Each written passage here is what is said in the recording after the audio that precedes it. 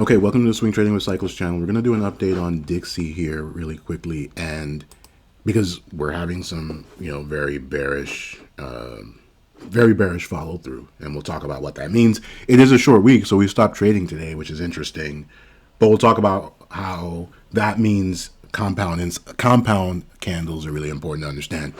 So, as always, you can take a look at the link in the description for the previous DXY video. It is November 23rd. It's about 11 a.m., so middle of the day. We'll see how quickly I can get this kind of posted. But what we're doing here, we'll start with the daily chart. This is the DXY, the dollar index. And you can see we had this huge move down. I mean, really, we had this big move down, a little consolidation, and then this move down. And now we had this consolidation, right? Now, these counts, just to be clear, this is a 15-day rally. That's what this 15 means, right? Topped out on day 11. This is a not a 15-day rally, a 15-day, call it cycle, or, let's use that word for now, right? And then this is a little 17-day cycle with your top on day 13, although that was a bearish double top. So you really kind of topped out on day 7, and then you went lower, didn't quite make a lower low, but then couldn't make a higher high either, right? Or maybe this is a slight higher high, right? But I mean, come on, like literally by a couple of ticks. And then we had this big decline that did make a lower low below here, right? And then we had this little rebound that looked pretty strong in real time, but it didn't even get back here. We topped out on day 5, and then we collapsed into a low on day 7. So think about that. This is an 11-day rally followed by a 4-day decline. This is a 13-day rally, however you want to think about it, followed by a small 4-day decline. And then you have a 5-day rally followed by a 7-day decline, right? And now, off of this swing low, and I'm counting these based on swing lows, right? So you have this swing low on day 12. And so think of this as, this is day one. And just think of these as rallies that come to then a conclusion, right? So you have 1, 2, 3, 4, right? So that was day 4 of this rally. And then we got a swing high, right? So that is really early to get a swing high. Another way to think about that is that's a really short rally. Right, so we can only rally for 4 days. Well, that's interesting, right? That's pretty bearish. You want to know about that. That's why I should have started by saying I tweeted about this, that like this is the time to go in on puts, and of course you always want to have risk parameters in place. But it's pretty clear what just happened here, right? So we got this little rally that lasted again 4 days. This one lasted 5 days, although this one you got a lot more out of the rally, right? You can think like that's a pretty good quantitative way to think about it. That was a 3.3% sort of rally. And this one, even if you do from the Pico bottom, like if you somehow bought the bottom of this wick, that's a 2.4% rally, right? So a pretty big difference actually in percentage terms, right? So this was a pretty feeble rally, right? And I'm saying that like in the past tense because it seems like it's over. And the reason I say that is really clear is because we're forming a swing high. Now, we do want to be careful that the swing high is not completely formed because we have a lot of days. We have a lot of day to trade, right? The day hasn't closed, but if we look at broader context, and we'll talk about that as we look at the other time frames. I think it's fair to go in now, right? Like, and if you kind of think about it, you can sort of see, you can see the downtrend, and I think that's important. That's why I take the time to do these, right? So you did that, then you did that, then you did that. Then you did that. Nice little rally for 5 days, petered out. This was a little bounce, came down all the way here, did that, and now you see that, right? So you can kind of see it in your mind's eye, like something like this, and then that, maybe even that, like a double top type of situation, or like that, and then that, right? My expectation is the 104.5 area, right? We almost got there. It looked like we got saved, and so you can kind of imagine now. It's entirely possible that instead we go up, right? From here, like, and I'll draw that. Like, and that's why it always goes down to probabilities. Now, first off, we have to let this candle close. And this is going to be your last candle for the week because we're not trading tomorrow. It's Thanksgiving. And I'm pretty sure the markets are closed. Well, the broader market is. I'll have to check if DXY trades. But if you think about it, what do we expect as, like, and again, we have to close, but what do we expect as the next candle, right? Now, it is completely possible that we get something like, so let's say that we close around where we are here, right? It's possible that the next candle, like the next daily candle, right, opens and does something like that, right? Like that's totally possible. There's no reason that that can't happen. Like that could be the candle that we get on Monday, right? Like imagine that. That would obviously make you less bearish. It has to. Like a lot of buyers just stepped in. But the more likely scenario is either a little bit of consolidation, right? Like we could even do something like that, right? Or we start to make new lows. Now we'll have to see kind of how it plays out, but that structure I just drew, it looks like we just made a lower high, and now the expectation is we would make a lower low below this wick, right? Wicks often look like the lower wicks often look attractive, especially one this long. But it's not super stable. Now that said, we're gonna have to see how price reacts when we get down to that level. But if we look at the weekly chart, if we think about where we are there, this was week 24, and it looked like okay, maybe we're gonna get a little ICL bounce, right? But look at the shape of this candle, and that's what I tweeted about specifically. I said this is trying to form a bearish outside candle, right? Which means we would come down below this low, right? Below the low of last week. So below, to be clear, below 105.34. Now, the thing is, we don't have any more day left to trade, right? So, or I should say week left to trade. And so that means what will probably happen is we'll get what you could call a compound outside candle, right?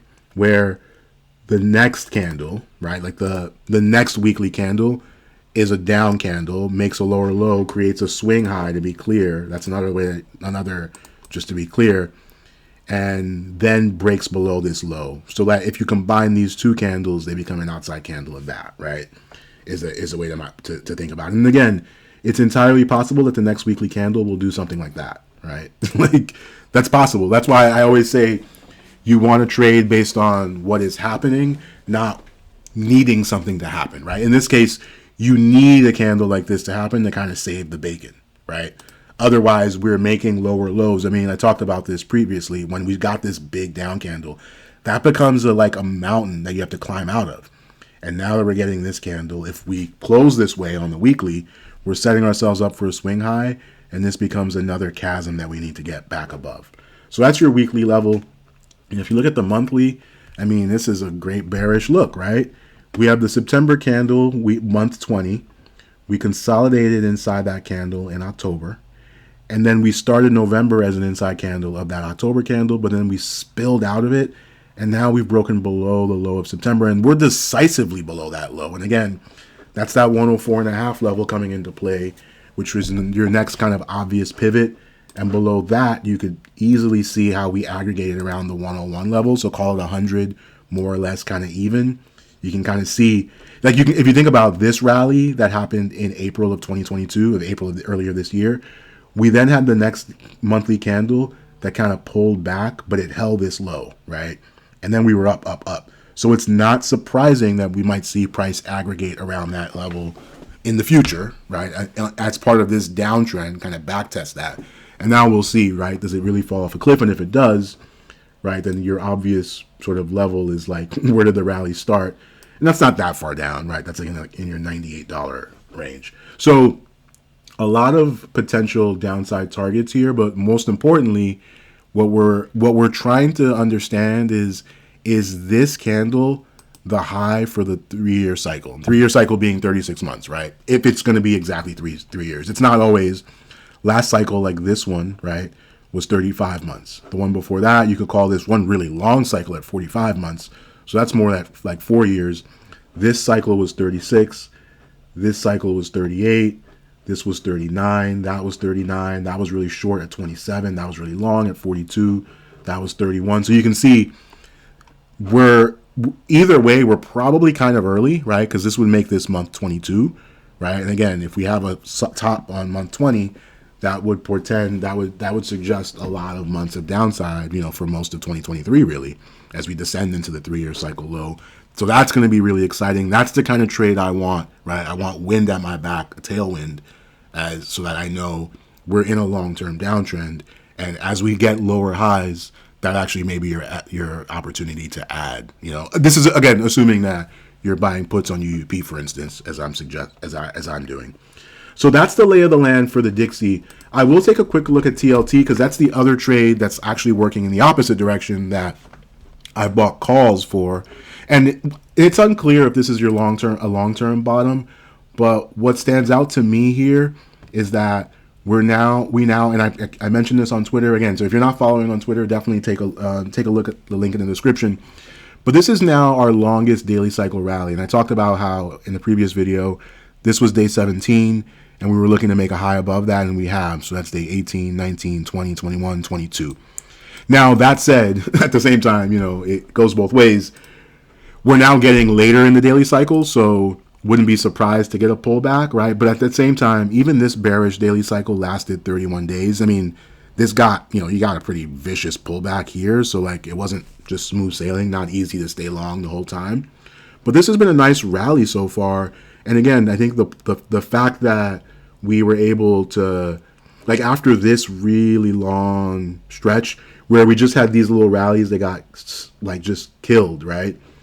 The fact that we've been able to rally for 22 days is encouraging. Doesn't mean there's a long-term bottom in place. If we look at the monthly, it's nice and green, but we would expect that our like, we've only got a few days left to trade, but $104.75 would give us a monthly swing low. And same kind of principle with the compound bar. We don't have to make that swing low this month. We could have the November candle, or excuse me, the December candle kind of finish the job for us, something like that, right? Like in our December candle. So that could be interesting. And all that could still just be a lower high and a downtrend, right? The same way we had this couple of month period. Like this was a great green candle at one point, right? So you close as a green candle, and then you had this that opened as a green candle and kind of made a new high. You could see something like that. So I think of this as a short-term trade until we get evidence that this is turning around for the longer term. And I think the Fed meeting in early December is probably going to be one of those pivot points, which is coming up in a couple of weeks. So that is the lay of the land for the Dixie, and also just a quick look at TLT. And also thinking about the weekly move, we had this low on week 19, and it's now week 1, 2, 3, 4, right? And we're making new highs. So again, I think there's some wind at your back here. We're just crossing above the 10-period moving average as well. Like if you think about like what's the 50? Oh wow! So the 50-week moving average is all the way up here at 120. I don't know that this rally is going to make it all the way there, but it's funny. Like you notice, it's like this last like little rally on the daily, right, or on the weekly, excuse me. This lasted 7 weeks. That's up just about right where the 50-week moving average is. It's just a coincidence, but I think the broader point is that it's not about rallying or closing above moving averages. It's about closing above previous swing highs. It's about making higher highs and holding higher lows. So we really do need to get up here to really to really start to change the trend. Now that said, we could fail like up here, like at 110, 113. That's still a nice upside, especially in calls or call spread. So this is definitely going to be an interesting trade, and I'll keep you folks up to date on Twitter as well if I don't do a full-on video about it. But that's all we have for now. We'll leave it there. Thank you for watching.